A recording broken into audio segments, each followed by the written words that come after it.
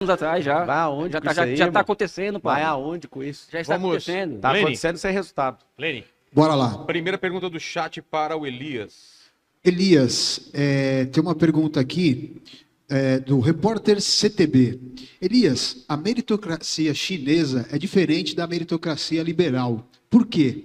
A sociedade que você defende é meritocrática? Se sim, por que isso é diferente do capitalismo? A meritocracia chinesa é de um Estado milenar, né? Ou seja, o Estado ele é o Estado confuciano, e o Confúcio, ele é o filósofo que pensava da seguinte maneira, né? Ou seja, o Estado tem que ser governado por sábios, né? E a China, ele é um Estado socialista, né? Que incorpora essa tradição confuciana em que os melhores vão chegar lá. Ou seja, para você ser um dos 10 hoje que mandam na China, 11, tem que ser muito brilhante para chegar lá. Lá nunca chegaria um Obama, não chegaria um Bolsonaro, não chegaria um Trump entre os governantes da China. Essa é a meritocracia que eu sou favorável. Não a meritocracia do Brasil, que não é uma meritocracia, né? É uma topocracia no Brasil hoje. Uma topocracia em que quem é pobre continua muito pobre, né? E ela não consegue alcançar quem está no topo da cadeia. Porque o grau de desigualdade do Brasil é muito grande. É muito grande. É gigantesco. Uma criança que nasce numa favela no Rio de Janeiro, por exemplo, ela nunca vai ter as mesmas condições de uma criança que nasce em um bairro nobre de São Paulo. Não vai ter. Não vai ter. Inclusive o Estado brasileiro, que se fala tanto que eu sou a favor do Estado, contra o Estado, sabe? O próprio Estado brasileiro, da forma como ele se conforma, a partir de um Estado que capitaneia o processo de financiarização da nossa economia, ele aprofunda essa condição no Brasil. Ele aprofunda. Na medida em que metade do excedente que a sociedade produz, que passa ao Estado, por via de impostos, vai para o sistema financeiro, são forças produtivas materiais, ou seja, a capacidade de produzir máquinas e equipamentos que são destruídas. Ou seja, não tem meritocracia em um país que convive com um nível de desigualdade como esse. O que eu proponho ao Brasil hoje, é a construção do quê? De condições objetivas materiais para que as pessoas voltem a ter esperança. E para as pessoas voltarem a ter esperança, ela precisa ter mobilidade social. No Brasil, as pessoas não têm mobilidade social. E só existe mobilidade social em sociedades industrializadas. Por isso que o núcleo da minha argumentação sobre um projeto nacional passa pelo quê? Passa por um projeto de reindustrialização da economia brasileira. Reindustrialização total da economia brasileira.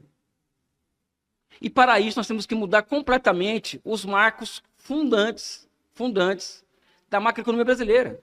Já falei da taxa de juros, do Banco Central Independente, já falei das metas de inflação, do tripé macroeconômico, ou seja, existem vários marcos institucionais, que o Pablo sabe muito bem disso, que travam a possibilidade do que ele chama aqui de governismo, inclusive.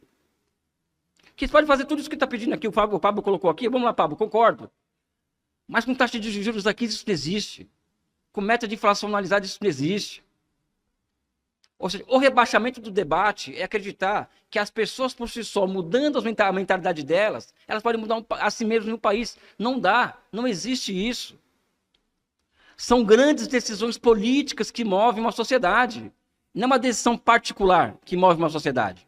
Evidente que as pessoas têm seus desejos, evidente que as pessoas têm seus sonhos, e que nós, no nosso caso, do Partido Comunista do Brasil, acreditamos que é no coletivo que o individual se sobressai.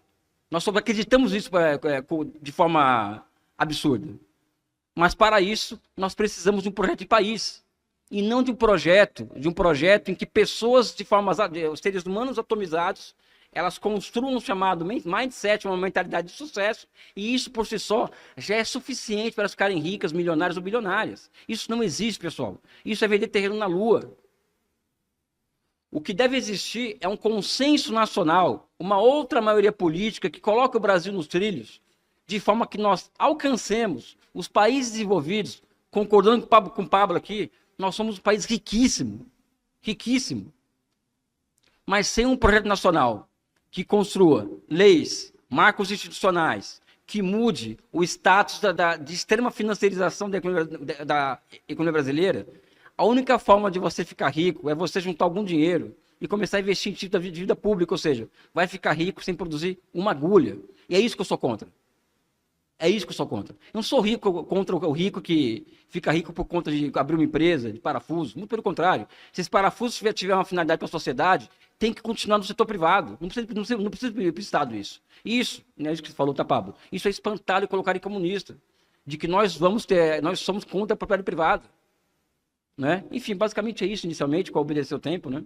Agora, 3 minutos para comentários. Já paguei, não interrompi nesses 5 minutos, tá pago. Você não sai daqui. Você foi no banheiro, né? Porque foi ao banheiro. E daí?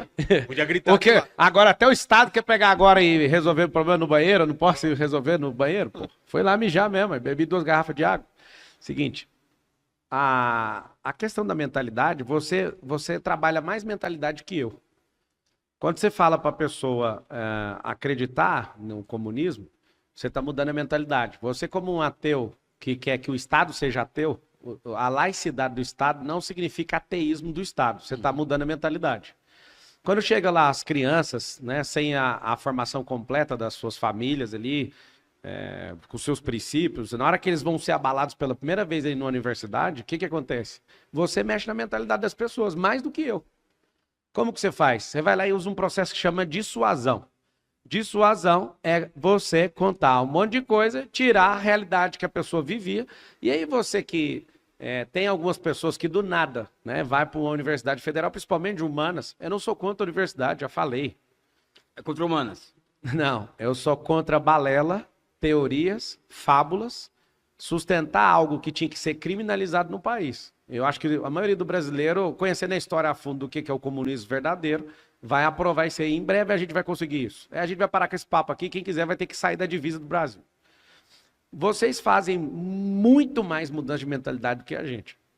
Você falou várias vezes que agora não, o futuro. Então assim, ó, imagina um jovem que sai de casa e vai para a universidade.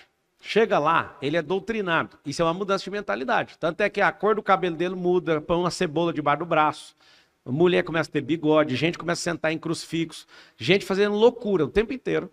Por quê? Começa a ter esses revolucionários que não produzem nada. Aí eu te pergunto, tem os pais dessa criança, que ainda é uma criança mentalmente, mas ela vai para a universidade, lá tem 5 mil revolucionários, que não fizeram porra nenhuma na vida, mas eles acreditam que eles vão mudar alguma coisa. Você acha que a criança vai ficar contra 5 mil pessoas que ela está indo todo dia estudar ou vai ficar contra os pais para parecer que ela é fodona e revolucionária? A única revolução dela é desonrar pai e mãe. A única revolução dela é depender do Estado de alguma forma.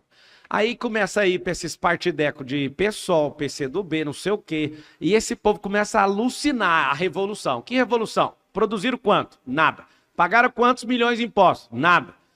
E aí está o detalhe. Eu não tenho que ser elegante para ficar acreditando nesse tipo de coisa.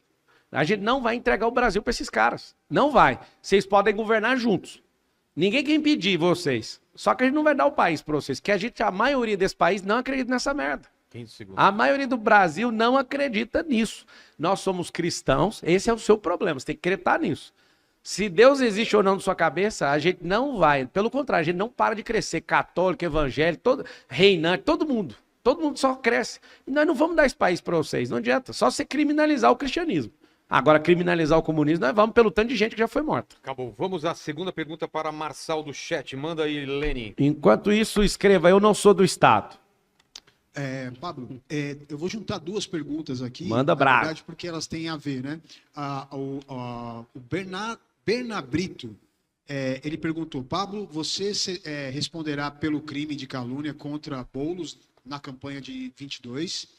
E o Daniel, ele está perguntando por que você seguiu promovendo o advogado que, segundo você, foi responsável por verificar a veracidade daquele documento médico falso que você anunciou nesse podcast. Repete aí, advogado de quê?